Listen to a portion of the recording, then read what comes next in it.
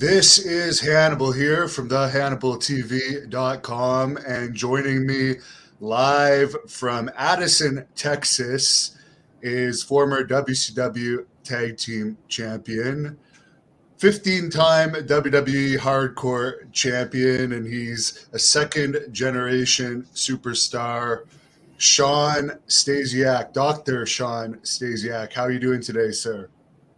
How are you, Devin? Thanks for having me on. We finally connected here.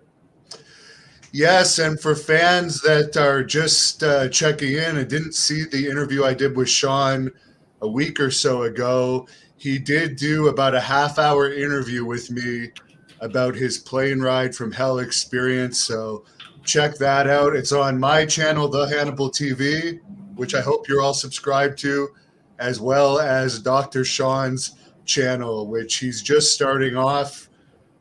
This interview is actually going to be up there too as well. So I encourage people that want to follow him to subscribe to his channel as well.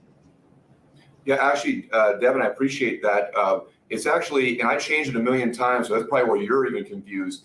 I'm going to stay with what it is now. I like that movie Wayne's World. Remember Wayne's World with the Canadian actor Michael Myers? I thought Shawn's World, right? So now I've changed it to Shawn Stasiak's World, and that's what it is. So that's the YouTube channel. But yeah, as you know, it's in its embryonic stages, and I appreciate all the love and support I can get. Yeah, very good. And by the way, did you like the second Wayne's World? I liked the first one, but the second one didn't quite do it for me. I always like the originals. It seems like when they do sequels, they're just never as good as the first originals, So same with the Austin Power movies. I followed that as well. I'm a Michael Myers fan. I think he's a funny actor, but I always like the originals the best. It seems like they can't duplicate or triplicate the original. And fans, why he brings up Michael Myers is Canadian. Actually, Shawn is Canadian as well, even though he lives in Texas now. I don't blame him because 6 months out of the year here, it's very cold. But the first time I kind of found Shawn interesting was when I was in high school. I was a high school wrestler, and I won OFSA twice, which is like the equivalent of the state championships. And I remember going through the history of who won that, and Shawn actually won that prior to me. So I remember thinking, oh man, this is so cool. A WWE wrestler actually won this tournament as well. So I know you went on and wrestled in college a bit too. Could you start off by telling us a little bit about your amateur wrestling career? Yeah, I had a pretty extensive amateur career. And it's funny with OFSA, when you mentioned that, that was such a special tournament for me, because the year before I had made it to the finals and I was actually up 5-1 with like 15 seconds left. And somehow I was a lighter heavyweight at the time, my junior year. This guy had won it a couple times before that, and I was on my way to victory to be the first ever for my school, White Oak Secondary School in Oakville, Ontario, to be the first OFSA champion ever. And I got rolled up and stuck and pinned with like 5 seconds left. It was the most depressing, devastating thing in my life that I ever experienced. But I bounced back the next year, and I won the tournament. So I was the very first OFSA champion for wrestling for my high school, White Oak Secondary School. But yeah, I went on to Boise State University, was their starting heavyweight for 3 years. We're in the Pac-10 conference at the time. It was Division I. So we competed at all the biggest tournaments: Iowa, Oklahoma, Arizona, the Las Vegas Invitational, Midlands in I think it was Chicago. So yeah, I had a successful amateur career. Of course, talk is cheap, but you always look back in hindsight and think, man, I just wish I had the mind I have today as a man back then. I had a little second guessing, and you doubt yourself at times. And there's matches that you can never get back that haunt you. Like I'm literally haunted by certain matches that I can never get back. And I think that's what drives me to this very day to keep fit and to keep pushing myself in the gym and to stay in shape and compete with myself. So I guess there's there's a silver lining in coming up short certain matches and tournaments that you might have not won or didn't place well. I mean, had many of those too. So, yeah, I'm very, very grateful for my amateur wrestling experience. And you find there's all those amateur wrestlers out there, stick to it, win, lose, or draw. You'll use this experience for the rest of your life in business, in life. Because I say that the world, as a inspirational speaker, life is a wrestling match, and that is your biggest opponent. So having that wrestling background, that pedigree, if you can create one, is great because you learn discipline and loyalty, integrity, just hard work ethic. I don't know any other type of species on the planet, not to put down any other athletes or sports, but boy, wrestling is very gritty. In fact, one of the terms is, as you know, Devin, is embrace the grind. And so you probably find yourself from your background, and I believe you're a Canadian champion, apart from being an OFSA champion. I took second and third in the Canadian National Championship Espoir for my age group at the time. So my whole point is I had a successful career. I was a 2-time Pac-10 silver medalist, and then I went to the NCAA tournament twice. And it's amazing. You look at the brackets, and it's like the people that I lost to by 1 point, give that tournament all over again, and you very well could find yourself in the final or competing for the top, maybe a bronze medal. Everybody was so closely matched, and it was so competitive, But I was ranked top 12 in the country my last senior year. But yeah, I'm very grateful for the experience. So blessed that I had that opportunity. And we have another thing in common now that you mention it. I was the first OFSA champion for my high school too. And for fans that aren't familiar with that, who aren't from Ontario, this is like a massive tournament. I believe it's a 32-man tournament over a 2-day thing. Yep. So it's, as a high school wrestler, to do that in Ontario is more prestigious than in any other province, just because Ontario is so populated. Did you find that you had extra pressure on you because your father was a world champion wrestler, and you kind of felt that you had to do well in amateur wrestling because you're the son of this legendary pro wrestler?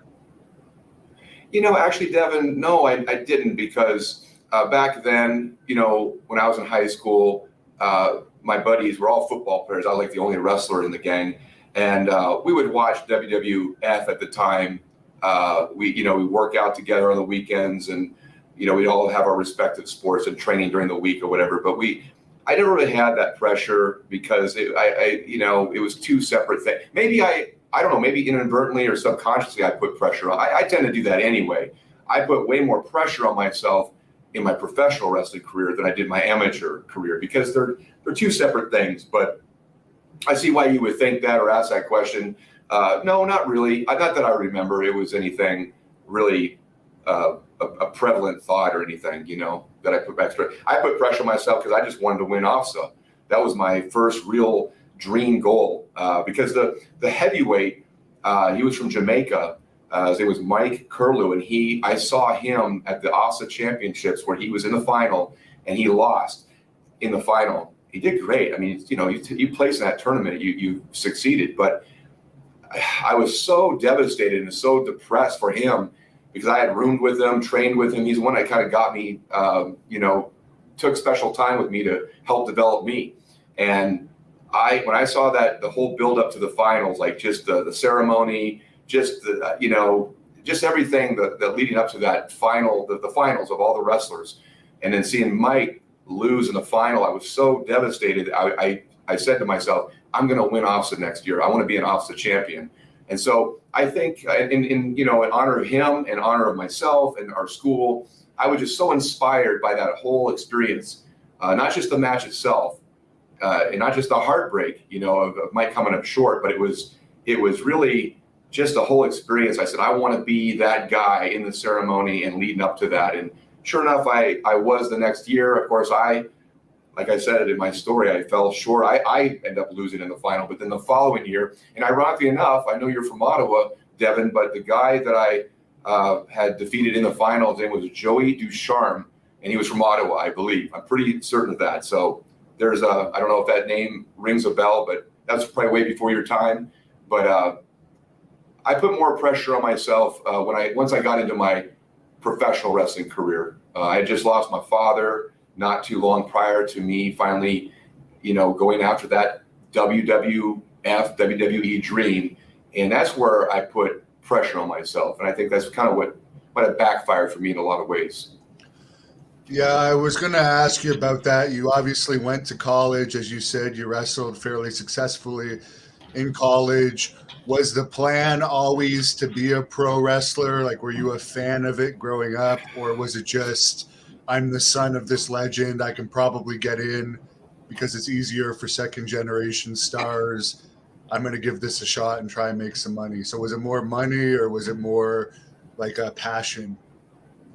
It was a passion because, and I think that's what distracted me as an amateur wrestler in college, because I think at times I struggled because I had wrestled freestyle up in Canada, as you're familiar with. And then when you get down to the States, for college Division I, it's folk style, right? It's a little bit different rules. And so there was a little bit of an acclimation period there for me. And I think I just was a little distracted because I became such a huge pro wrestling fan. This is right during the Monday Night Wars, and even before that, I was always watching it, renting tapes, watching old matches.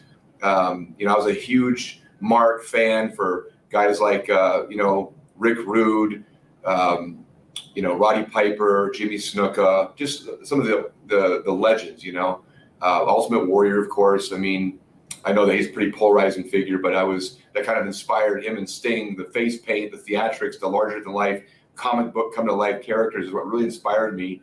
I was also a Kiss fan as a kid, the group Kiss with the face paint. I love face paint, theatrics. I love Halloween, Big Kid. That's what inspired my alter ego character, Phobia. We can get into that a little bit later. But I was such a fan that I think I distracted myself by even talking myself out of really. I had stages where I was struggling to want to even get through the Division I wrestling program with Boise State. I don't know. I think I was just so focused on, I knew as soon as I graduated, I was going to go try out for pro wrestling. So I think in essence, that kind of distracted me. And looking back, I would tell any collegiate athlete, if you have a desire or a dream, now if you're in football, baseball, basketball, generally, if you have a passion for that to play pro, you're going to focus on your current sport because that's what that is. But with amateur wrestling versus pro wrestling, it's really, there's some similarities and some parallels there, some elements that are similar, but at the end of the day, it's a completely different business. One's sports entertainment and one's real wrestling. So I would just say focus on that wrestling career, get everything you can out of that experience because you'll never get it back. And trust me, I look back and I've had regrets for years that have haunted me that I didn't give 110% at moments of my Division I amateur wrestling career. And you know what? You probably could have gone back to Canada after that and probably done the Olympic trials or something in freestyle wrestling and won, because the competition level is so much better in Division I in the US than it is in the CIAU in Canada. But you went on to WWE and you took a different path. So maybe you could tell us about that, because I know you were signed very young at the time without a lot of experience, which was rare at that time. Actually, Devin, that's funny. I actually was not that young. I was actually older because I took some time off in between. I went to a junior college out of high school in Canada, and then I ended up coming back home, and man, I ended up quitting school and wrestling and everything for like about a year and a half, almost 2 years. My dad wanted to kill me, but I was younger then, in my early 20s, and I ended up working for a Xerox color toner plant in Oakville, Ontario, for a 22-year-old kid at the time back in, 1991, 92. I still think I made almost $50,000, which isn't bad for a 22-year-old kid in a time of recession in Canada at the time. But it was a factory job, and, it took about a year and a half where I realized, I cheated myself. I need to get back to school. I need to get back to wrestling and back to what I was pursuing. So, I actually graduated. I think I was 20. I want to say I was 26 or 27. And I actually didn't get started. Now, I had 10 untrained professional wrestling matches in Portland, Oregon in the summer of 1996 when Kurt Angle won his Olympic gold medal. And of course, I was following him on the Olympics, and I had met Kurt, prior at the NCAA tournament, different tournaments. I'd run into him and see him at the airport at times. And later, lo and behold, we ended up being training partners, traveling partners, and I would be his first debut televised WWE wrestling match, But I actually got started a little bit later, and it was kind of, most second generation wrestlers are generally get started a little bit earlier because, it's in their blood. They grow up around it and they get into it earlier. For me, it came a little bit later. So I didn't get to the WWE training facility in Stanford. I had my tryout in October of 97. And by January of 98, I was part of the infamous Funking Dojo camps with Dr. Tom Pritchard and Dory Funk Jr., who actually officially trained me, apart from Paul Orndorff a couple years later at the power plant when I went to WCW. But, that's when we had those camps, and all these guys would be flown in from all over, and that's where I met the likes of, Jay Resso or, Christian, Edge, Test, a lot of the Canadian guys, Mark Merrow, Ahmed Johnson, John Tenta, the Earthquake. The list goes on and on. Val Venus. So I was exposed to those camps with not too much training under my, official pro wrestling training under my belt. And those guys that came in, they had already been in the business for 3, 4, 5, maybe even more years. Some of the guys would come back after being injured, that they wanted to get the ring rust off, so they sent them to these camps. So I think I answered your question. I think I went down a rabbit hole there a little bit, but that's kind of, as far as training for me, I didn't get started till a little bit later, my later 20s. And you mentioned that you didn't have much experience and you were actually trained by Dory Funk Jr. and Tom Pritchard. I guess you came up with this phobia character and you sent a bunch of vignettes to WWE and you received those tryouts based on these vignettes. Could you explain that? Yeah. So again, big fan of the face painted, larger than life characters, Sting, Ultimate Warrior, Road Warriors. So I was going to Boise State in Idaho, and there's no pro wrestling schools there. And so, like I said, I'm a big fan or big kid rather. When now like Halloween season, right? I feel like I'm getting giddy just thinking about it now. So what I did is I created a great rapport with the local news station that was in Boise that would cover a lot of the sports. And so I basically connected with them and said, hey, listen, I've got a character idea that I'm working on. I'd like to get some footage that I can use to send to WWE to try to get a tryout to have them take a look at me.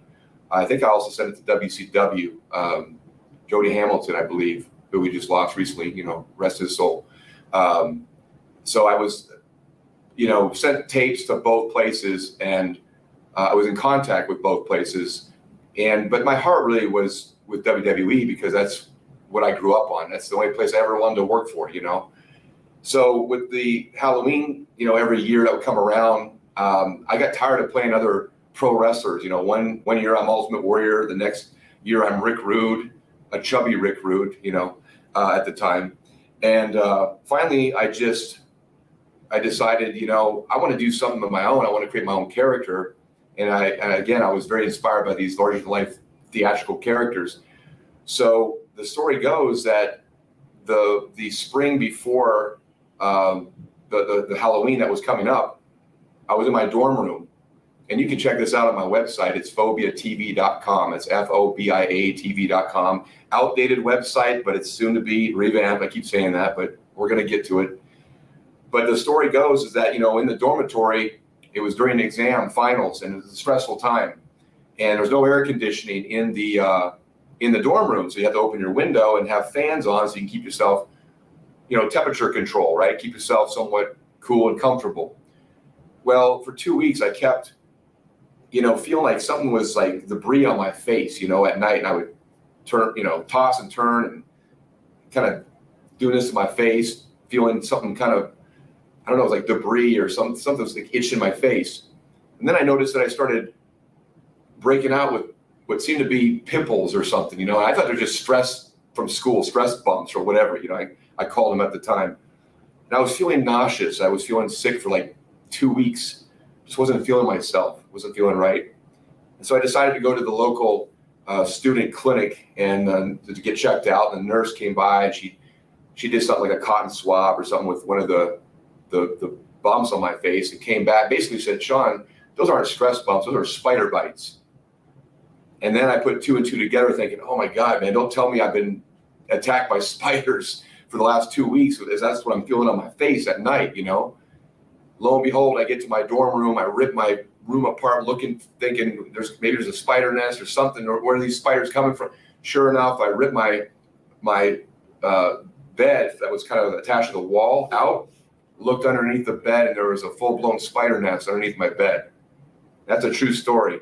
So I was petrified, man. I was freaked out. I could never go back in that room again. I had to stay with a friend to finish up my exams that year. So then the following year, I decided to create a character, and I said, well, what could cover my face and look cool? And I thought, hey, 8 legs to a spider. Let's, so I built up the face, and sure enough, when I did the first paint job, I'm staring in the mirror, I see my reflection, and the one word that muttered under my voice was just the one word, phobia. I just muttered it.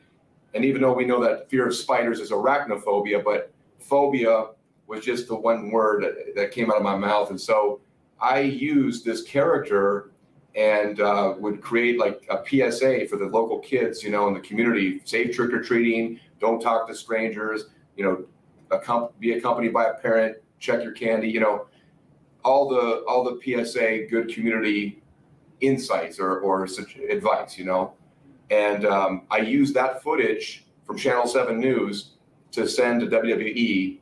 And so they got the tape. This is back in the VHS tapes, those big blocky tapes. And I received a phone call a couple of weeks later from Bruce Pritchard that they were interested in having me come in to take a look at me. So the phobia character essentially is what got my pro wrestling tryout. We never used the character in pro wrestling.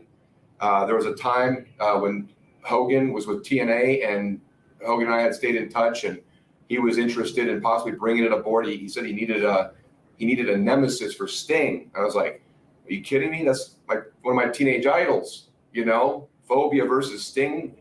Heck yeah, I'm in, but that never came to fruition. And I was really disappointed at the time because, with that business, Devin, I mean, who knows for what rhyme or reason things happen, things don't happen.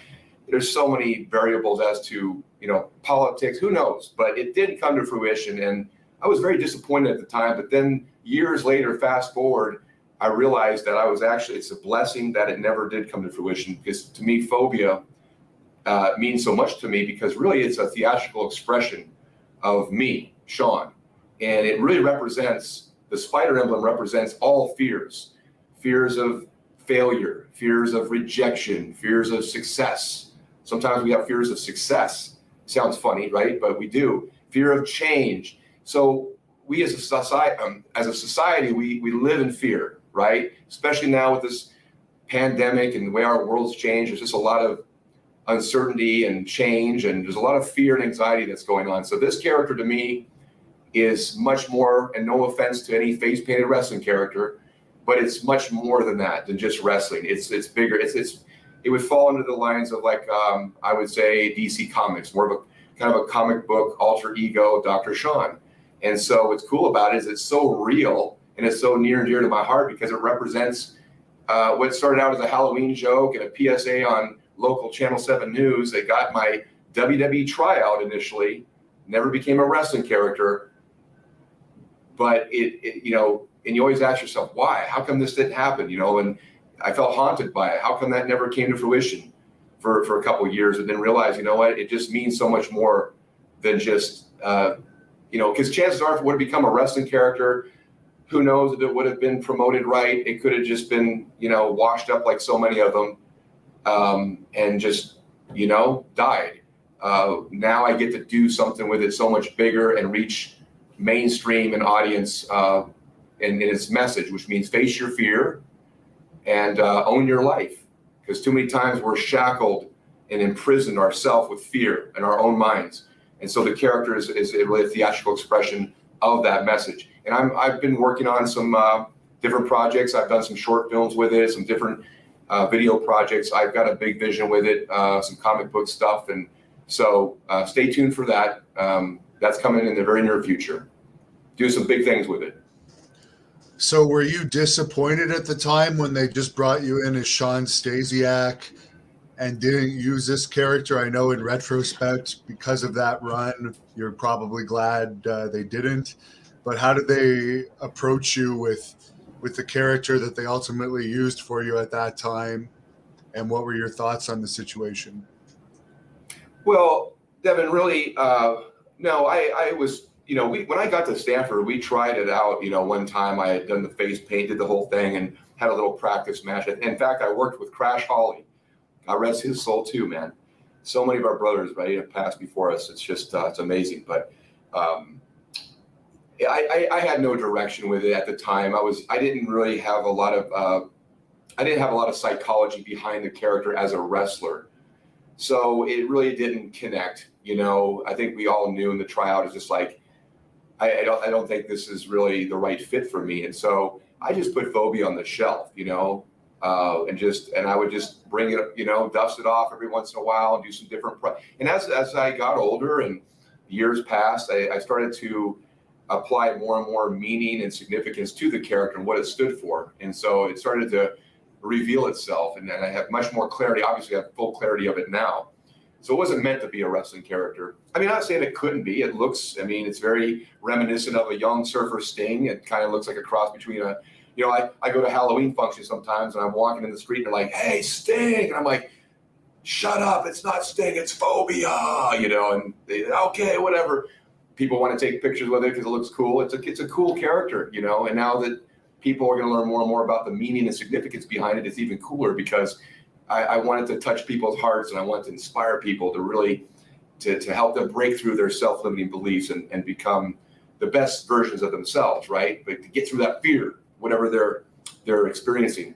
But when I was in WWE for the Funking Dojos, I was just trying to develop myself, my skills in the ring, promo skills, just everything, the psychology. It was so green and new. I had watched wrestling my whole life. I was inspired by it, inspired by all these different wrestlers and characters growing up. I was meant to at least try the business out. Look, man, when you're a 5-year-old kid and you're trying to sleep and you hear this huge laugh in your living room, giant laugh, and you walk down the stairs only to see your dad with Andre the Giant in your living room drinking beer till 5 a.m. I don't think you have a choice but that you're pretty much adopted in that business, that crazy, wacky world of professional wrestling. So anyway, to get back though to your original question with training and everything, I just wanted to develop myself. I knew at that point I had my work cut out for me because I was around guys that had a few more years experience than me, and I, as competitive natured person as I am, I was like, man, I've got to get caught up to speed. So I wasn't concerned about characters, or I just wanted to get the basics down, just to learn psychology. And I just figured when it's time, we'll figure something out as far as a character. They sent me to Memphis. I worked with Jerry Lawler in that territory. At the time, that was like the farm club to the WWE. I keep saying WWE because that's what it is today. It has been for a while. It was WWF when, you and I remember growing up on it, right? But same promotion. That was a great experience. It was basic, psychology. It's a different style of wrestling. It was much slower paced, but everything, the promos, the storylines, the actual matches with Jerry, they were so easy and so basic psychology, but it was so effective. and Jerry's a master at that. And so it was just an honor to work with a legend, a Hall of Famer like Jerry Lawler. And, I knew that when he worked the angle with me, I felt that I felt special because, he doesn't work just with anybody. So I felt that maybe he was getting the word from the office, hey, work with Shawn, me, to get him TV ready for the main roster. And then, of course, I think it was like maybe 8-9 months later, I got called up to the WWE to be part of the main roster. And this is where I was disappointed initially when it came to a character. I wasn't too fond of the idea of the character Meat.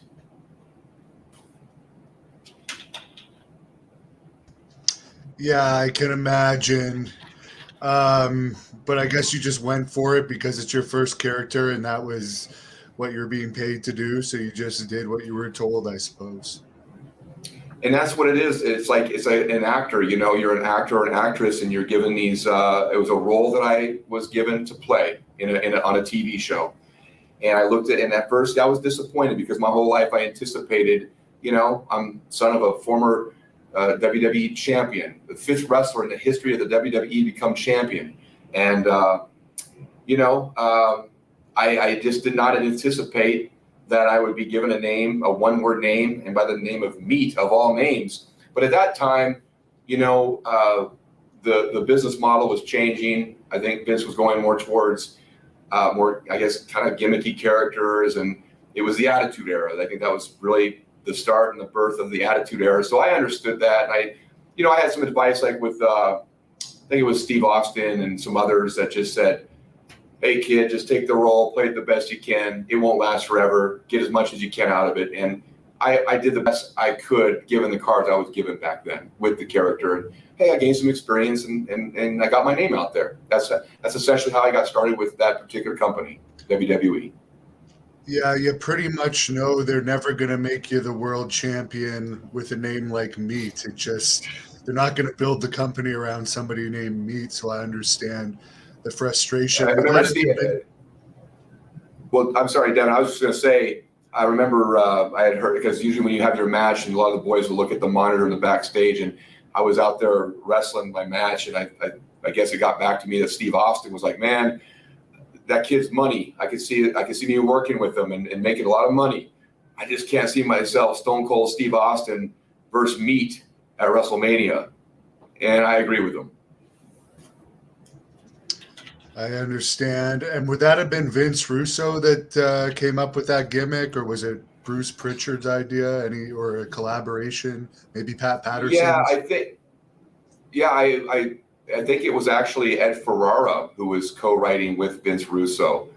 So, they're all working together, as a creative team. But I believe it was actually Ed Ferrara. I guess I asked him, I said, how did you come up with that name? Where did that idea even come from? And I don't know if it's from some movie, I don't know, it's a movie with a character called Meat, but he said his dad was on a softball team for years and there was a guy on the team, or maybe it was his dad, but his nickname was Meat for whatever reason. And so they just,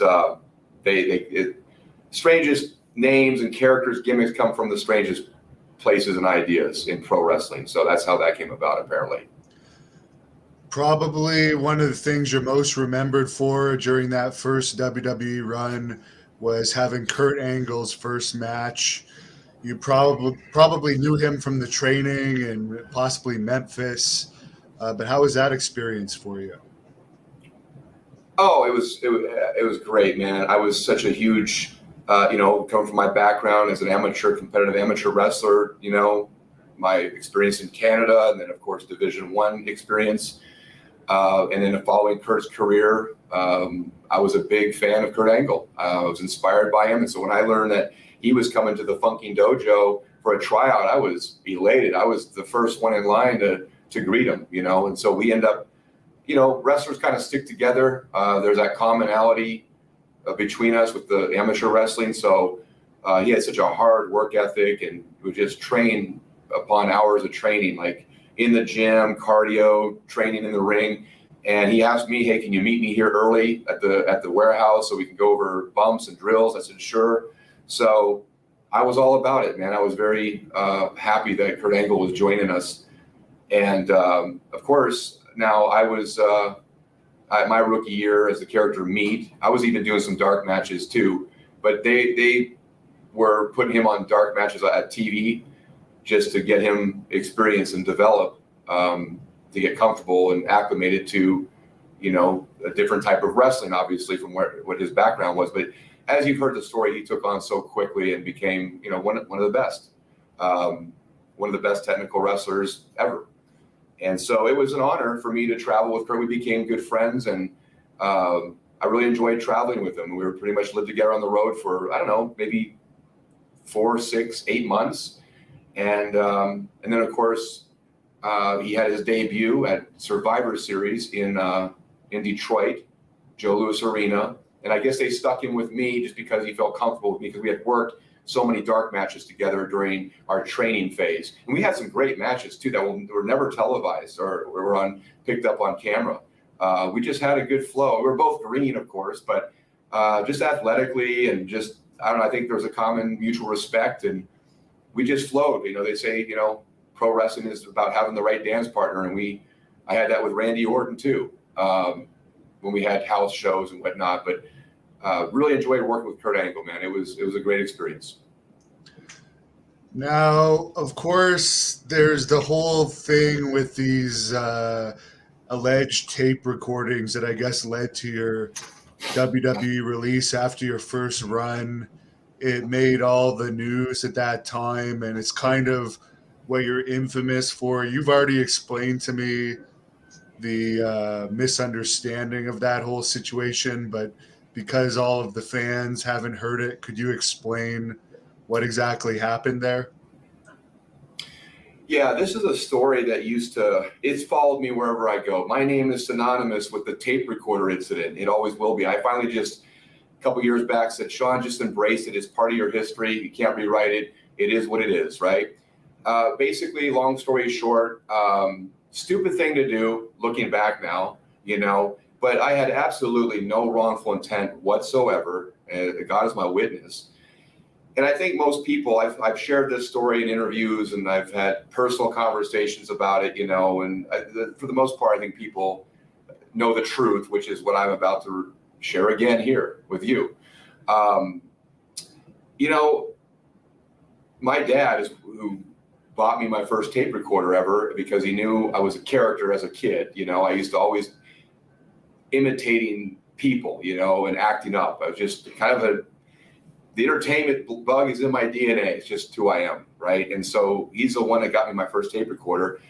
And then later in life, when I was training with WWE, it was even recommended or suggested by guys like Dory Funk, and even Tom Pritchard, I believe, had said this, but I heard it also through other wrestlers. Hey, man, you're on the road for hours upon hours at a time. You spend a lot of time traveling. Get a tape recorder and work on your promos, work on your craft, perfect your craft, right? You're in a car for hours, tell a story, work on your character. And that's exactly why I had it. Basically, so that's why I had it in the first place, right? I'm traveling, I'm working on promos, working on my character or whatever, just trying to develop my speaking skills. And, there was a particular weekend where I was in Montreal. And, of course, everything there is, half French, right?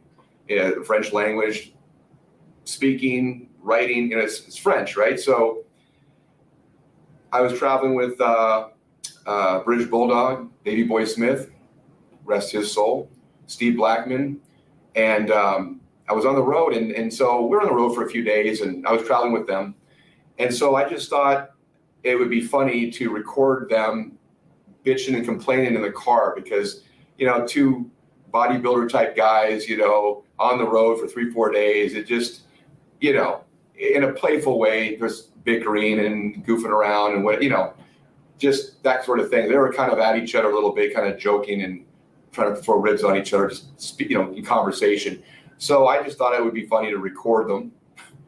At the time, thought that was a good idea. Record them, and then I was going to later play it back for them, say, hey, this is what you guys sounded like, the last 3 days. As a joke, it was a rip. That's all it was. And there was a point, though, when I was at the Montreal airport, I think it was, and I had the recorder out, and I was acting like, say this is my recorder, like, hey, Steve Blackman, we're here at the Montreal airport. What do you think of Quebec and all this French stuff going on around here? And I kind of just did that, put it up to his face, and he kind of looked at me funny, like, he goes, hey, I can tell you didn't feel comfortable, right? He goes, hey, you're not recording with that, are you? I said, yeah. And he goes, well, you weren't recording with that in the car or at any other time, were you? And I said, and at that point, that's where I went wrong. I lied. I just flat out said, no, I did. Because I knew at that point, at that split second, and I'm an honest guy, I'm a very transparent person, but at that time, I had to think in a split of a second, oh, what should I say here? Because he doesn't really know me.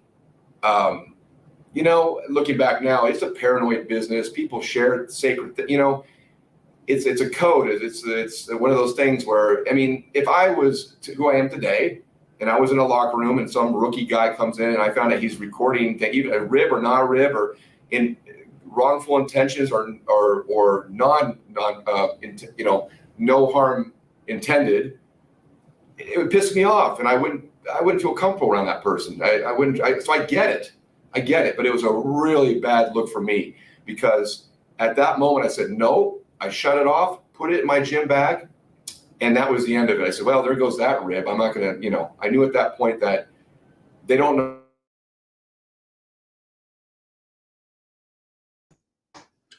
He's frozen. Hopefully he'll come back to us here in a second so we can get the rest of this story. My bag matched that night.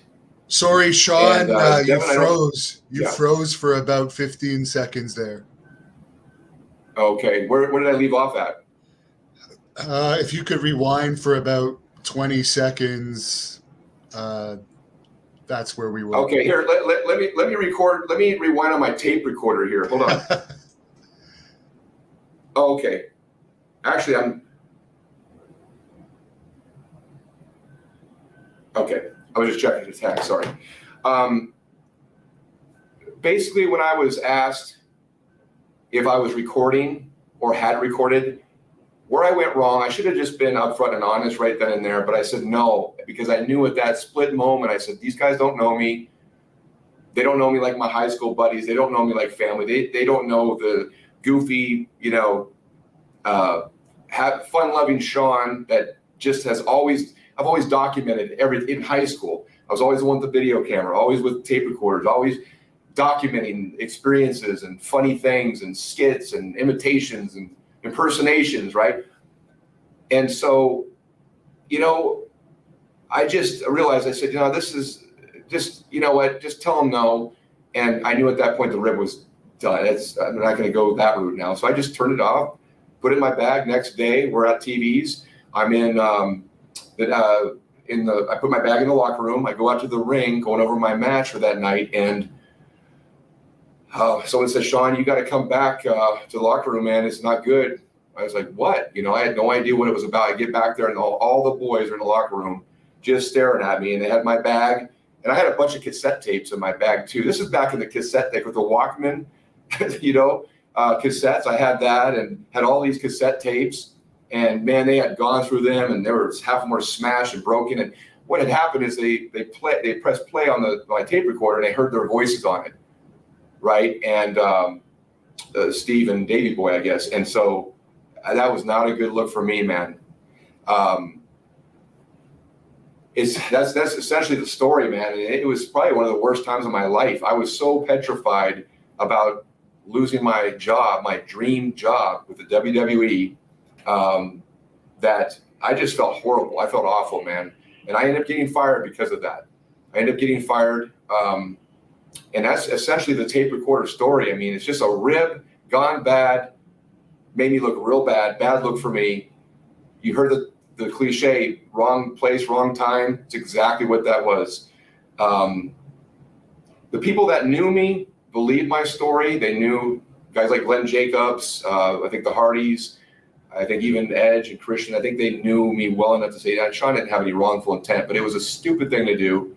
And it costed me my job. And honestly, Devin, I don't think I ever recovered from that fully with that company. Now, what happened is I ended up getting fired, and man, it was a very depressing time for me because I lost both my mom and dad. I didn't have, any family. I looked at wrestling as a family. I wanted to make that my family. And so when that was taken away from me, I was devastated. And I didn't know WCW was the only viable place that I could possibly go to continue my career and develop my craft. I was still young, still really a rookie then, And I've been in the business for maybe a year and a half, maybe 2 years with training. But I was like, I don't know if these guys are going to have me there, because word gets around. It's a small community.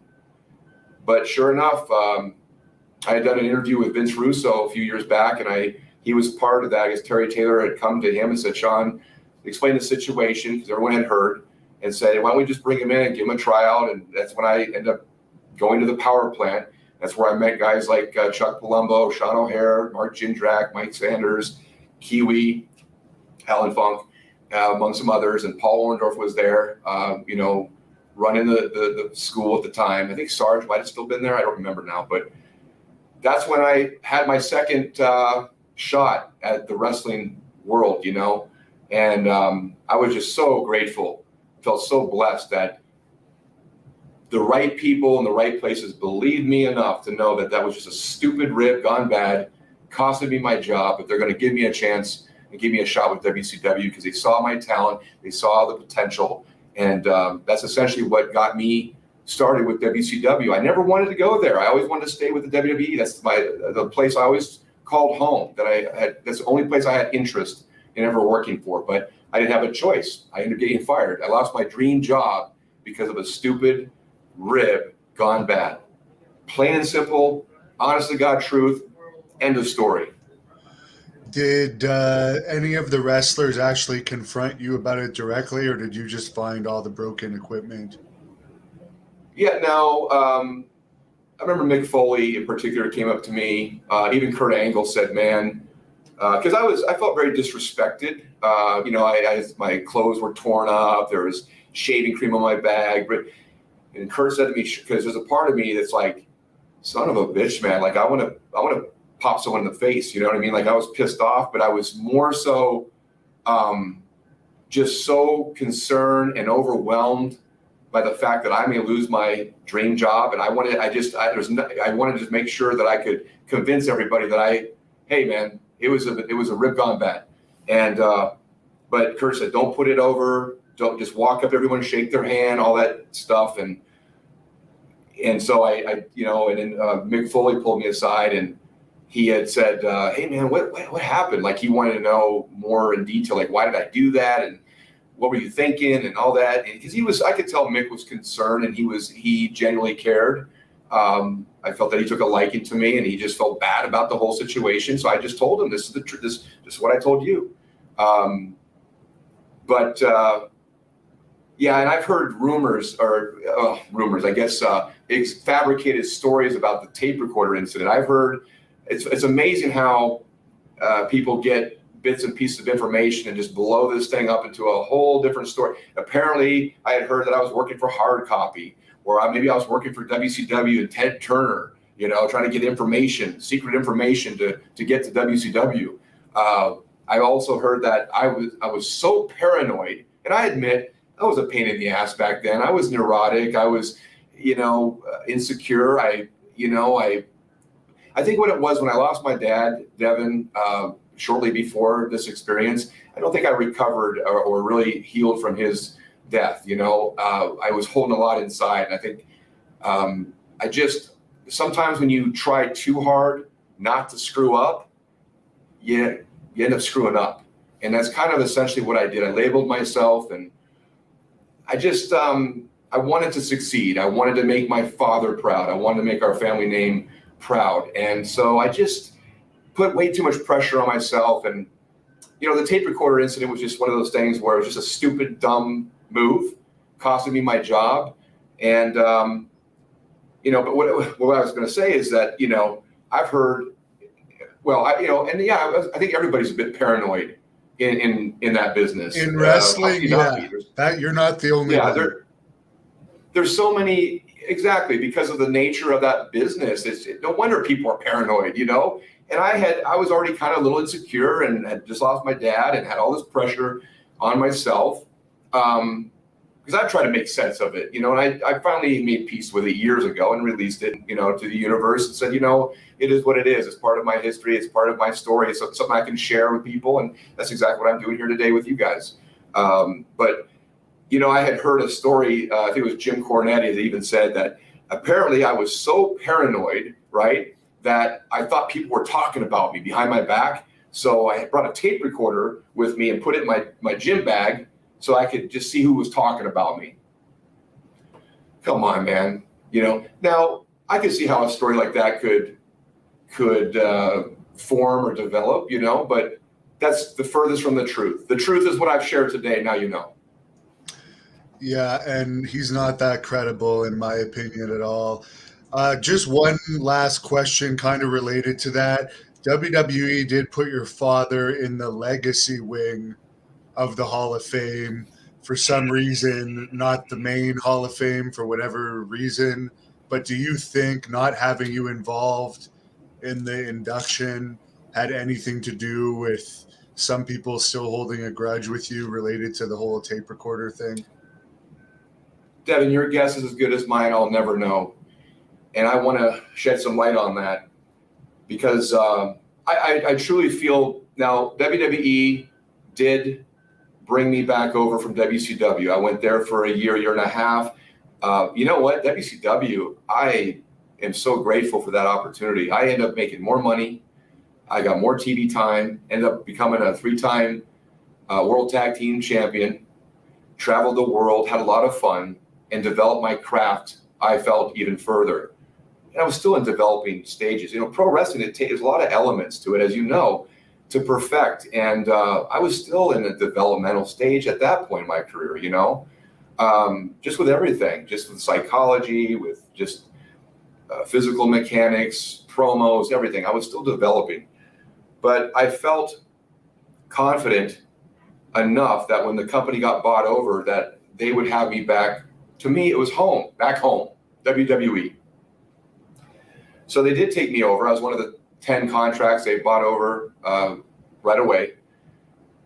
And I was out one of those bigger contracts like the Goldberg, Stings, maybe the Steiners, I don't know, that sat out on their contracts because they were mega dollars. And that was the smart thing to do, because if they would have come over, they would have broke their contract. They would have stopped getting paid by Turner. So it was a business decision and that's completely understandable. I mean, I probably would have done the same thing.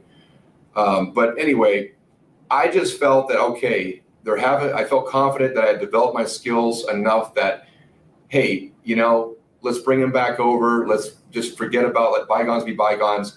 Let's do something with this guy. And now when I look back at my career, though, I tried so hard to, elevate myself. I stayed in shape. I was working on even the Planet Stasiak character, which turned out to be a complete flop.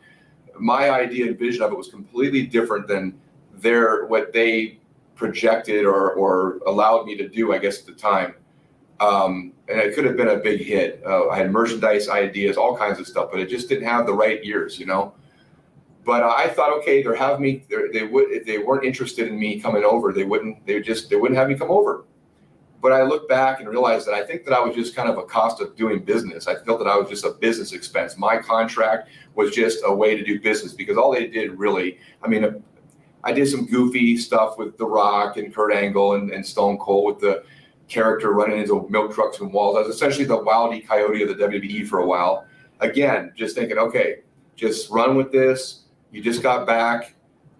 Just go with the flow, get your feet wet. And then, eventually this will change and just keep working hard. I'm always a believer in working hard, and you'll be rewarded for it. But, in that business, you could work all you want, have a great look, charisma, promo skills. You got everything, a lineage, a legacy, and you'll still, if someone with the power of the pen doesn't like you, or certain people in their ears, you're not going to go anywhere, man. And I feel like that was probably my situation, honestly. And I'm not pointing fingers. I don't want to sound, boo-hoo, poor Shawn, because if there's anybody to blame for anything, I'm going to point them at myself. There's a lot of things that I could have done differently. And as a man, over the years, I've looked back and reflected on my career and as a man in life.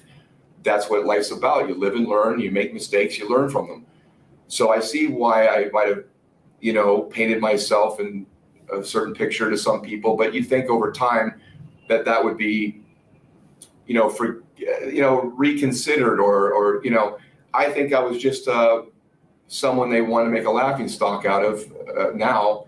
And I was just there to feed guys like the Brock Lesnar's of the world that were coming up. I was in shape. I was a bigger guy, had a little bit of a name recognition. So why not feed Brock, one of the bigger, better built people on the roster? Makes him look even stronger. Just looking back at my career now. So I don't think they ever did really forgive me for the tape recorder incident. I think it was a stigma and a label that's followed me from day one, or from that point on. And with the WB Hall of Fame, man, that really, really broke my heart. That really, really, a lot of guys say, don't put it over. Don't now screw that. I am going to share the authenticity and the truth about how that did affect me. For years, Devin, I campaigned and I promoted my father as he's the 5th wrestler in the history of the WWE to become champion. He only held the belt for 9 days, but he always told me, he said, Shawn, that was the most happiest 9 days of my life, apart from you being born. And God rest your soul, Dad. He back in his day, he was considered a transitional champion. They wanted to get the title from Pedro to Bruno, 2 baby faces, but they needed a good heel. They needed a strong heel to make the transition. And so there was other heels that were there, but my dad was a good, solid heel and would be the perfect guy to get that piece of business done. And he did. But, here's an original WWE champion, 5th wrestler in the history of the company. Here I am, retired for many years. I go on to become a chiropractor. I'm not tooting my own horn, but I just want to give you, the fans here, a picture of this experience for me. Okay. You don't read about me. I'm not making negative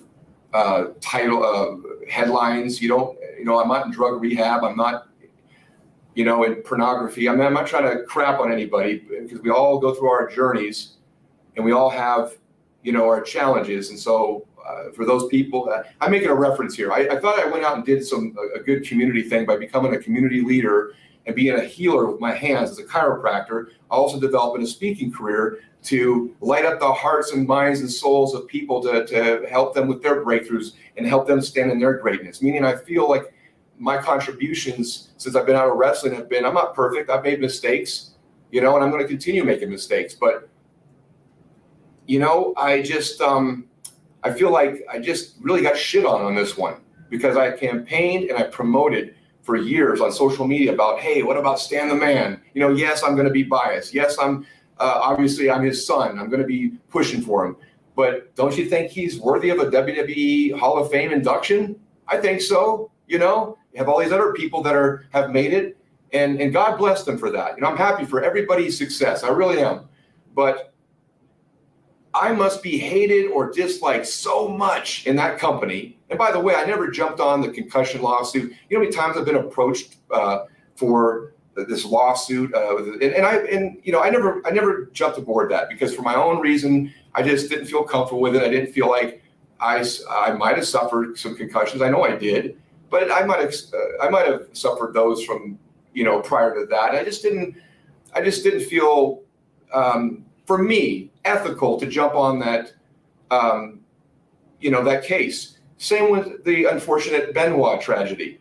I was on I think it was Fox News, and they're trying to drill me about, well, Vince McMahon this and that and whatever, and have me try to throw Vince under the bus. I never did, because I'm an honest guy. I'm transparent. I'm going to tell it like it is. And I just, it's unfortunate when it happened. That's a horrible thing that happened.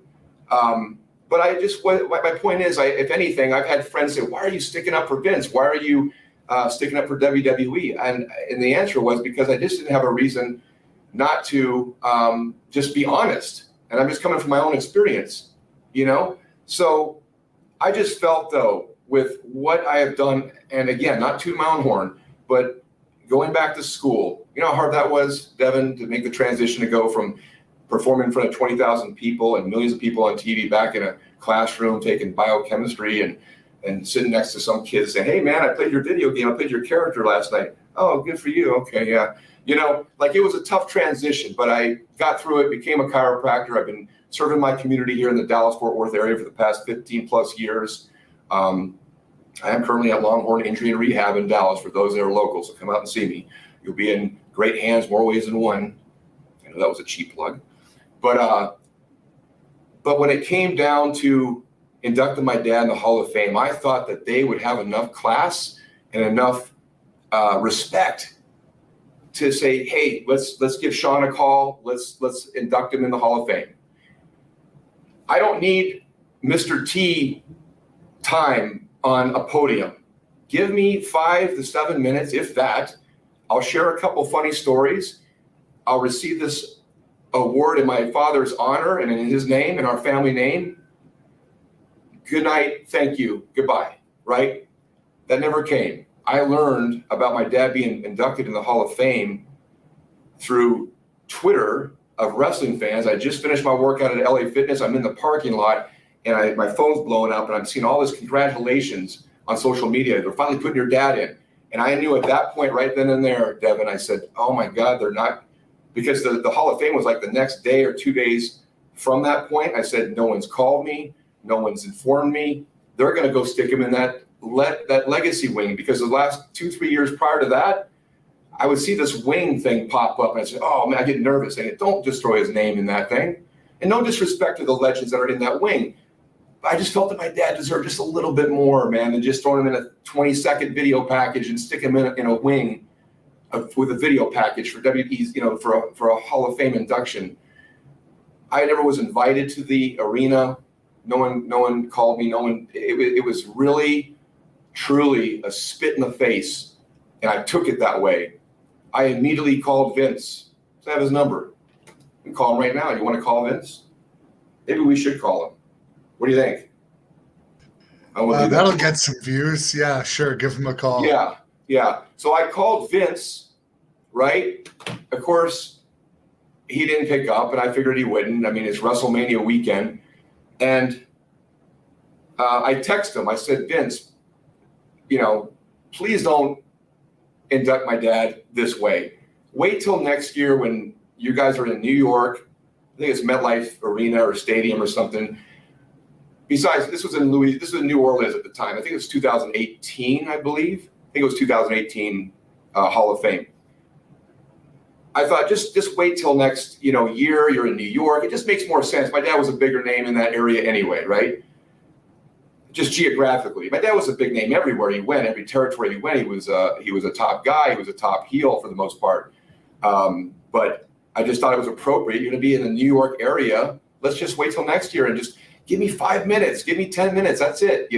Let's do this right. And he just texted me back, of course, and said, it's not please don't take it personal. It's a company decision. Bullshit. Excuse me. You know what I mean? There's a real deeper reason why someone would do that. I don't buy that's just a company decision. I feel personally it's some personal vendetta.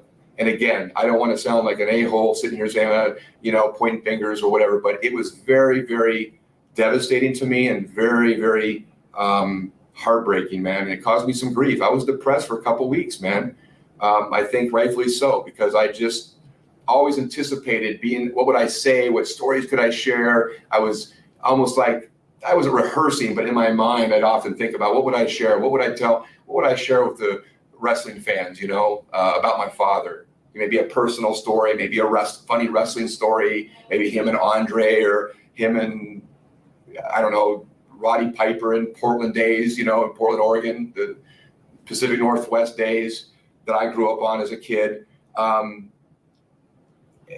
I just thought, because I am a speaker, as you can tell, I have the gift of gab. Devin and I have had many discussions already, and prior to this interview, and we're like, man, this could have been another podcast. We've got like 10 of them now. But yeah, man, that's the Hall of Fame experience for me. So very disheartened. And I'll just end it with this. But I've accepted it. Okay, I've accepted it, and I don't let it consume me. However, as a professional artist and actor, I've been able to compartmentalize things in my life. So I've always thought, I'm always open to the right business. I'm certainly not waiting by my phone to ring. I'll stay in shape the best I can as I get older. And, the wrestling business will always be synonymous with my name. I'll always embrace elements of the business, even though the business has changed. The product is different today. A lot of things doesn't interest me. Some things do. Love the authenticity of the connection with the crowd and real live interactions. Like when CM Punk made his return recently, I thought that was just a beautiful moment. And I shared that with you, Devin. It's those moments that are very far and few between that are so organic and so real. And I love that about professional wrestling, is blurring the lines of reality and a work or a fiction. And when you can intertwine the two, man, that's magic. That's real TV. And all I can tell you is this: if they wanted to do business with me and they wanted to get real fire, they wanted to get real passion, they wanted to get real, boy, I'll tell you, I've got some pent up stuff that's in an archive folder in the deep archives of my mind that could be pulled and delivered, and I think would make for some great ratings. So I'm always open to the right business, but I'm certainly I'm not open to going back to doing anything other than honoring my father, his name, and our family name, and myself, representing that in the name of Stasiak. Yeah, one interesting thing is they put Abdullah the Butcher in there. He didn't ever even wrestle a match for WWE or wrestle in Madison Square Garden. But Bruiser Brody, they put him in the legacy wing. He feuded with Bruno Sammartino in WWF.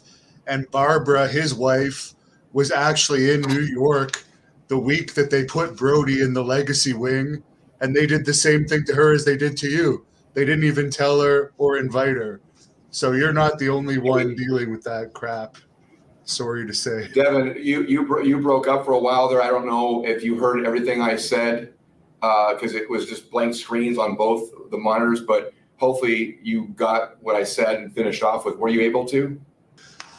Yeah, I got it all. And we'll just finish off with a couple more questions because we'll have you back on again sometime to get into the other stuff. But Hey, Devin, I'm sorry. I know we're in a bit of a delay here. I apologize. I just want to say and make this perfectly clear, though, okay? I've always said this. I wasn't sure I was going to reveal and share this, this experience of mine with my dad and the Hall of Fame thing. The last thing I ever wanted to come across as, and I certainly hope I am not coming across as that today, is bitching and complaining and whining and feeling sorry for me. It's not like a bitch out session. I'm just sharing the authentic, real truth about this situation and how it affected me. To them, they probably don't give a shit, okay? But, for me, it was very disheartening, as you can imagine. And people that are close to me, it was very disheartening for them too. I'm very grateful that the opportunity that I had with the WWE, they're the ones that got me started with my big dream to want to be a WWE superstar. But I just, and I will always acknowledge that, but I just feel, and there's other stories I have, and maybe we can share that another time. But I just wanted to close out with that whole segment with, I'm not here to bitch and complain, but I wanted to share that, and that's the truth. That's just coming from my heart, how that affected me. So, I say I've released it, and I have, but when I start talking about it, I start getting pissed off. So I'm going to stop talking about it now because it doesn't deserve any more of my time. Anyway, go on, Devin. I'm sorry. I just wanted to say that. Yeah, you mentioned earlier that WCW gave you a great push, and you were probably best remembered for your time in WCW. The feud I remember you for was against Curt Hennig. Could you talk about that feud? Yeah, that was great, man. So blessed and honored to work with Curt Hennig, Mr. Perfect.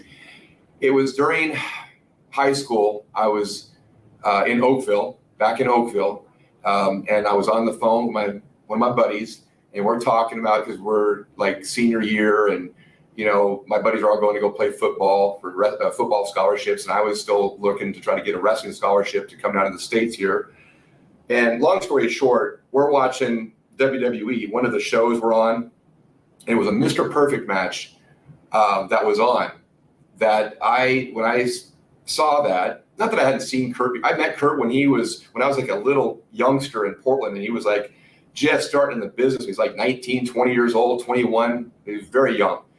But, fast forward years later, I used to watch Kurt Hennig, and he was one of my idols, as a teenage idol. Just loved his work, loved his character. I think also my dad was great friends with his dad, Larry the Axe Hennig. So I was watching a Mr. Perfect match when I told my buddy, I said, Matt, that's it. The light bulb really went off, and it really reinforced. I'm gonna be a professional wrestler. I'm gonna be a WWE superstar. I don't know if we were saying it back then, WWE superstar, but I said, I'm going to go for this thing. And then, of course, I ran into Kurt when we had one of the NCAA tournaments in Minneapolis. I ran into him there, and we exchanged numbers, and then I stayed in touch with him. And then fast forward another year or two later, I found myself in WCW. With that, you now know the whole transition and how I got there. The first angle I worked, storyline, was with, of all people, Kurt Hennig, Mr. Perfect. And it was an honor for me, because that was one of my, again, teenage idols growing up watching. And, I remember having a match with him at one of the pay-per-views. I actually, they put me over, and I was, okay, I guess, with that. It's still like, oh, man, I don't know. I better do, as a heel, I better do some chicken shit way of pulling this off, sort of thing, But they had me beat him in his own perfect plex, which no one could do it like him. Mine was crap compared to his. But I felt so uncomfortable doing that. And I told Kurt, I said, I don't feel comfortable doing this. He said, no, don't worry about it. Let's just take care of you tonight. Let's get you over, blah, blah, blah. And I'll never forget that. And, I was so uncomfortable, not only like going over on him, but going over on him clean and in his own move. I just thought,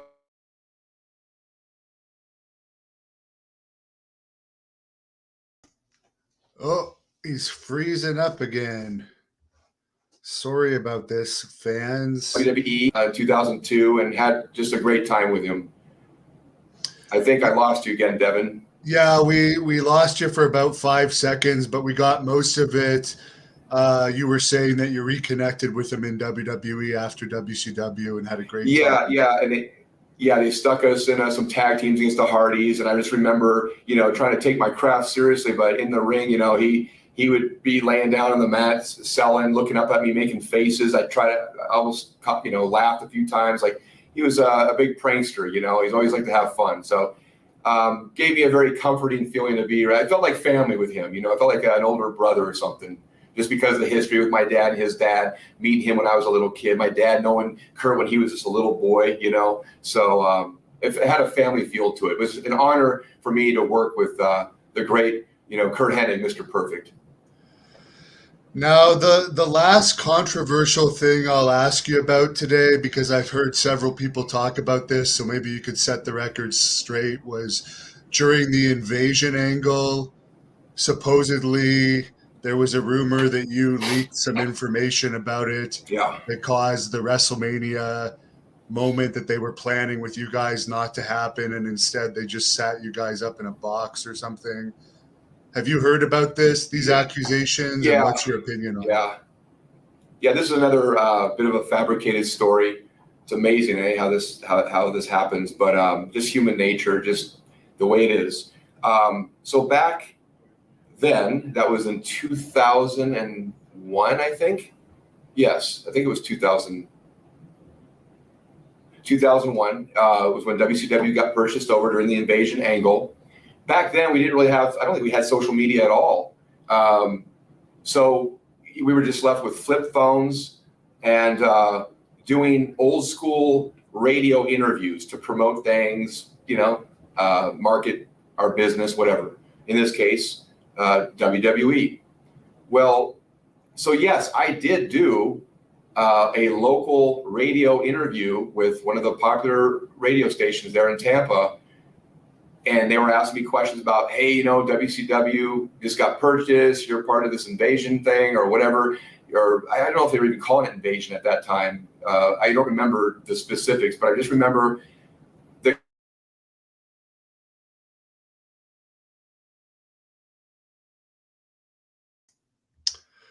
Uh-oh, there seems to be a connection issue, fans, and I'm sorry about I this. felt, hey, I'm back with WWE. I'm going to promote. One second. We lost you for a second. We lost you for a second again. You disappeared again, Devin. Yeah, we lost you just as you were saying about the radio station appearance. Yes. Yeah, so I got on this radio station. I did this interview. I think I'm doing a good thing. I'm promoting for my company. I'm talking about WrestleMania and who's, at the time it was me and Chuck Palumbo, Sean O'Hare, Stacy Keibler, Mike Awesome, and some others that were coming over. Nobody told me or anybody, I don't know about anybody, no one told me that they wanted us to stay dark. Like, don't share this with don't do interviews, don't do any media.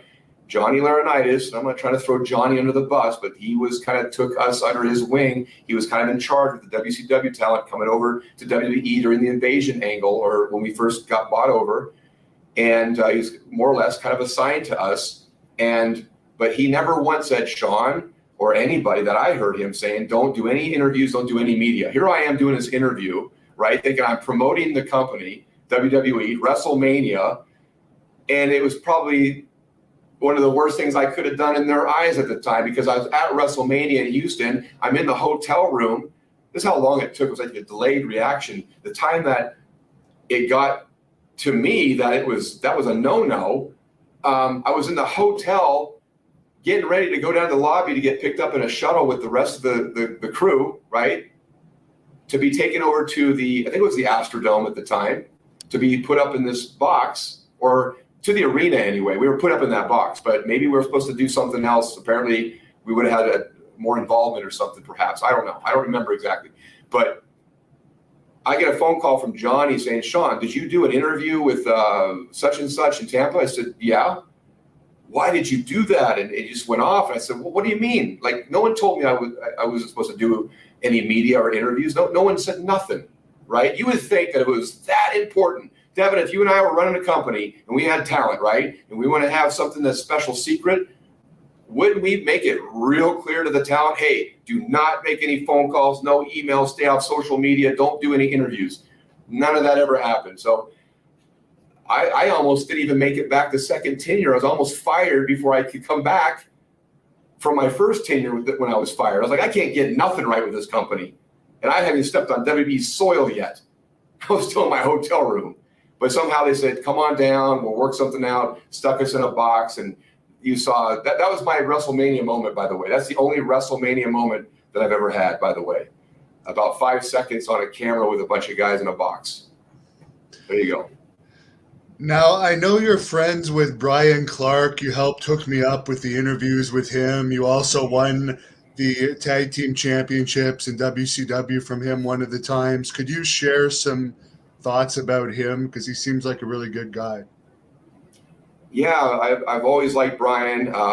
We didn't get a chance to know each other real well back then, but even back then, we took a liking to one another. There's certain guys that you just know when you first meet. You get to know, you say, hey, this is a good cat, man. You feel comfortable around that person. And so he was one of them. Same with Brian Adams, and God rest his soul too. But yeah, I enjoyed working with those guys. Chronic at the time. We had some good matches for what we were given at the time. But it's funny because I always stayed in touch with Brian periodically. The odd text, that thing that happened with the Hall of Fame. I was so distraught over that and so bothered by it that I did reach out to him, and we spoke about it. And he was very supportive of that situation. And then fast forward a couple more years, just recently this year, maybe 6-7 months ago, towards I think the beginning of this year or in the spring, when you and I started talking, Devin, I had reached out to Brian and had a question about action figures, because he seems that he really has that down well with his line, with his merchandise, and you should check all that stuff out. I don't know all his handles, but I'm sure they can watch the interview and he's plugged that. So if you're looking for merchandise, dolls, goggles, footballs, Nerf balls, T-shirts, all that stuff, you can find out where that's at. But yeah, we just reconnected, and honestly, it's crazy. I feel like he feels like family to me. We reconnected and kind of created this bond now, and we almost talk every day on social media. We do the private messaging on Facebook, which I said, let's switch over to WhatsApp, because you know me, I'm long-winded. I get cut off a lot after a minute. You're probably already experienced that yourself, Devin. But that's why I'm a speaker, right? I figure I talk a lot. I might as well get paid doing it, right? And delivering some good stuff, of course. But yeah, I've learned more about Brian over the last 6 or 7 months that I never knew when we worked together. And so I call it a brothership.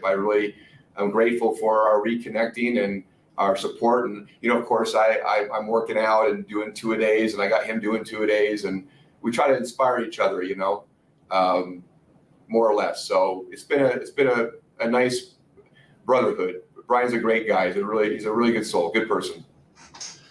You worked with Stacy Keibler in WCW, who went on to date George Clooney and get some fame in mainstream media.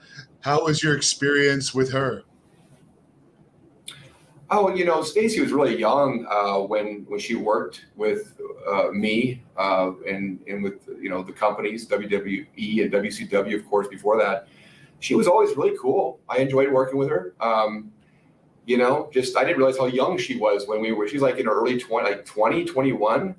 I didn't realize how young she was. But of course, I was in my early 30s at the time. But she was always, very beautiful girl, head to toe.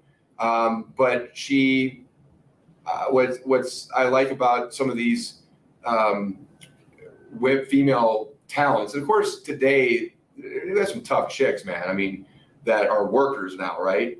But for a girl that was kind of brought in, I think, just to be a manager, and for her physical presence being as pretty as she is, she had a really cool vibe about her, and just a very she's just pleasant to be around. She was fun to work with, easy to work with, and that's pretty much the extent of my memory of Stacy. I ran into her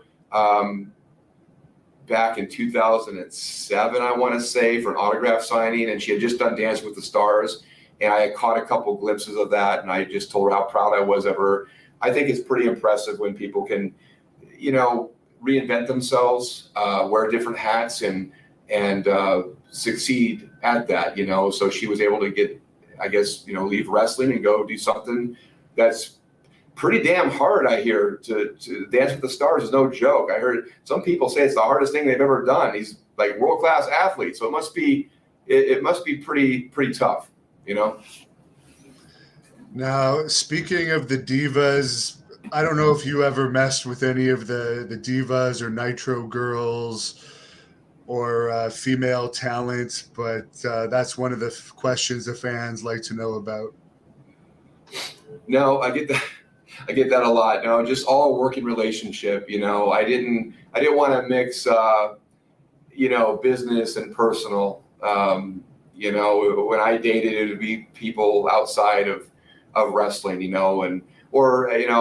a gal one time that had been married to a wrestler that understood the business. So it's one of those things. I see why wrestlers, men and women wrestlers date one another, because they're in the business, they understand it, so they get it. But it takes a real special person that's not in the business to date a wrestling talent, because of the lifestyle, the traveling, the being gone all the time, just the limelight and everything. You got to be a pretty secure person, and I would hope that the relationship is trustworthy and it has integrity, that there's that it's pretty solid, that it can sustain a wrestling career, and that person be supportive. But I never mixed personal and business. I always kept that always professional. Someone's bringing up that you had a lot of matches with Randy Orton when he was first starting out. Any memories of that? He's obviously gone Yeah. on to have a pretty successful career. I think he makes something like $4 million a year now. Wow, good for him. Yeah, yeah. I was put on some house shows with him. In fact, when I went to Canada, one tour, I think I told you my plane ride from hell coming back from New Brunswick. You remember that story? Check out the our segment I did for all you fans out there. I did a segment with Hannibal a couple weeks back with my version of the plane ride from hell, and I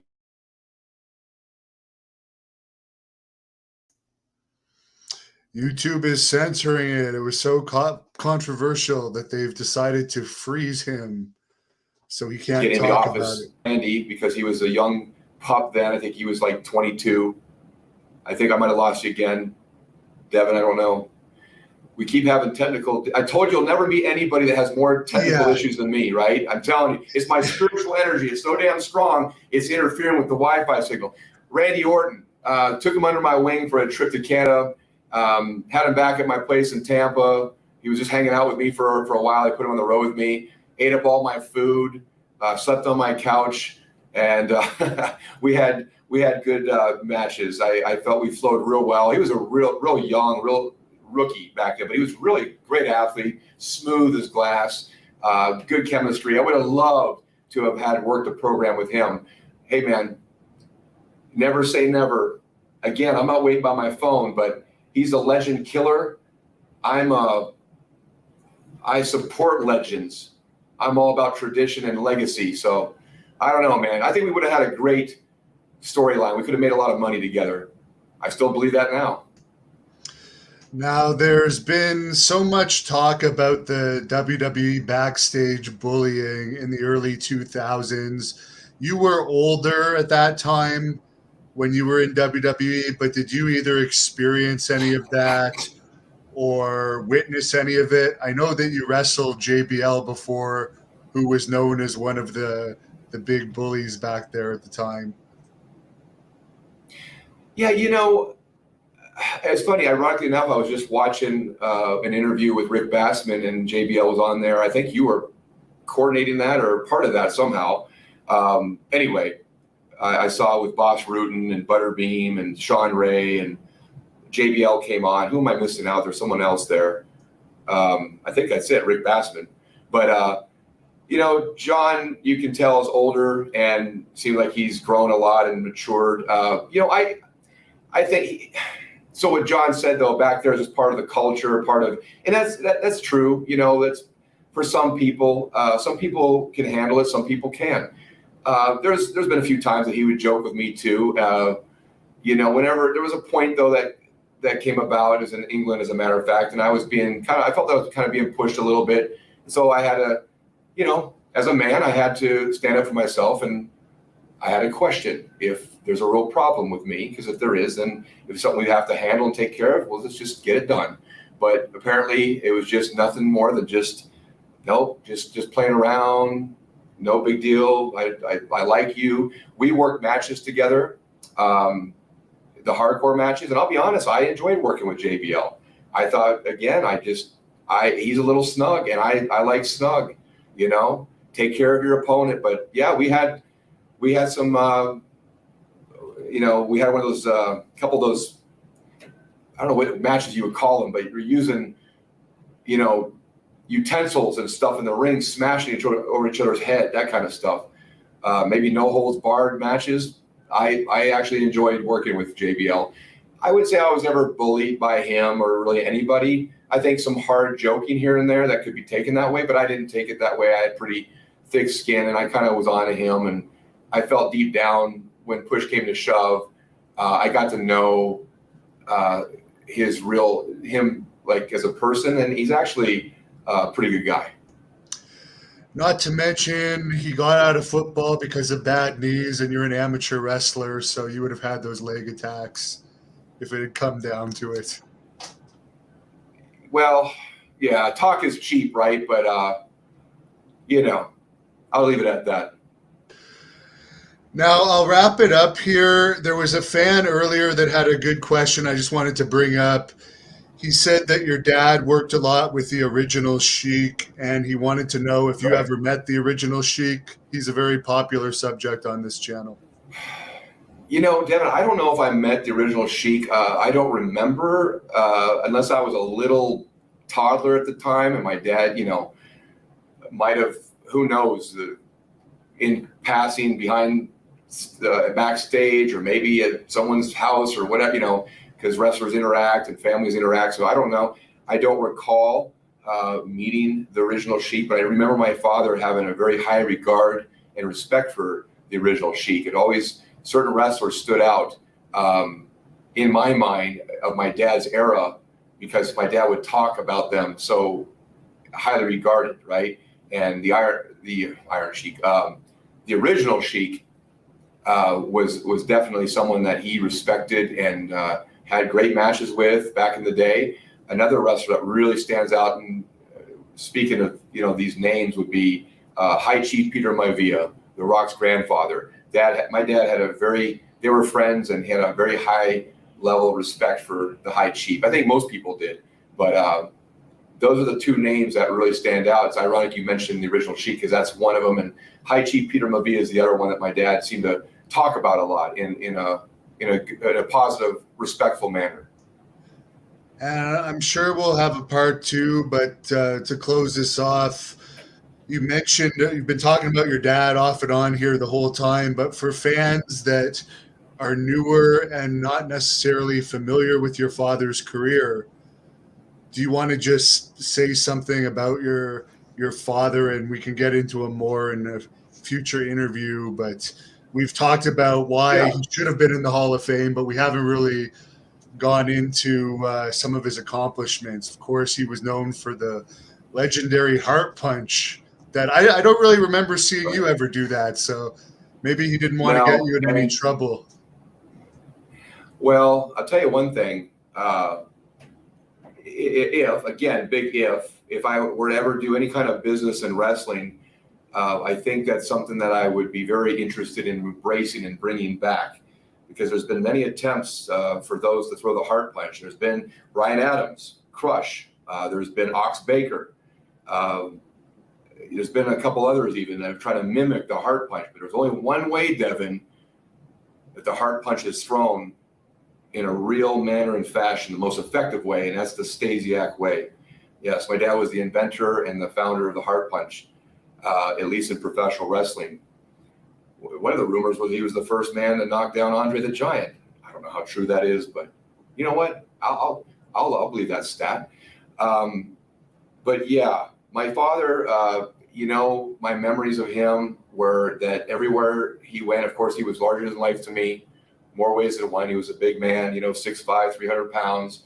And he didn't have a great physique. He wasn't a body guy, but he was just a brawler. And my dad would give his shirt off his back. He was, the boys loved him. He was so fun to travel with. I learned a lot about my dad after he had passed, and I got into the WWE, and I'd hear stories from guys like Pat Patterson and Jack Lanza. These guys became agents, of course, with the company, and would just share stories with me. And I'd learn that wrestlers, the boys, would argue and fight over who Stan Stasiak was going to ride with for the next 300-mile trip to the next town, because they knew that when my dad was in the car with them, that trip would go by so quick because he'd have them laughing the whole time. So my dad was a prankster. He told the best stories. As far as on a professional level, he was very professional. Everywhere we went, when we traveled, back in my day, we traveled what was called the Territory Days. So right here in Dallas, Texas, we had come through here in the early 80s, Sportatorium right down. Well, it's not there anymore. It's just a field. But the Sportatorium here in Dallas was huge. The Von Erichs, of course, they were like gods here. Portland, Oregon, Pacific Northwest, Don Owens territory, Roy Shires in San Francisco. There was I think Paul Bosch in Houston. Of course, Vince McMahon Sr. in the northeast corner of the states, and then of course Vern Gagne, the Gagnes in Minnesota. So there was all these territories, but everywhere my father went, I just remember him being one of the main guys. He was always one of the top guys, and usually a heel. He was a baby face in Portland. I remember that. very beloved. Wherever we went on the weekends, that we go out to eat or go to the store or a mall, whatever, he was always bombarded with pictures and autographs, and always so kind with fans. But again, he was just more of a big brawler and just didn't have a whole lot of great moves, but he just had this menacing look and presence about him. They always say when my dad entered a room, or certain people, Devin, I mean, you could be 7 feet tall and still not have a particular presence. But my father exuded a presence, an energy that you just knew someone was special that was in the room, you know? And he made people feel, a lot of the boys felt comforted when he was around. So he was just a man's man, good old boy, and liked to drink his beer and brawl. He was a brawler.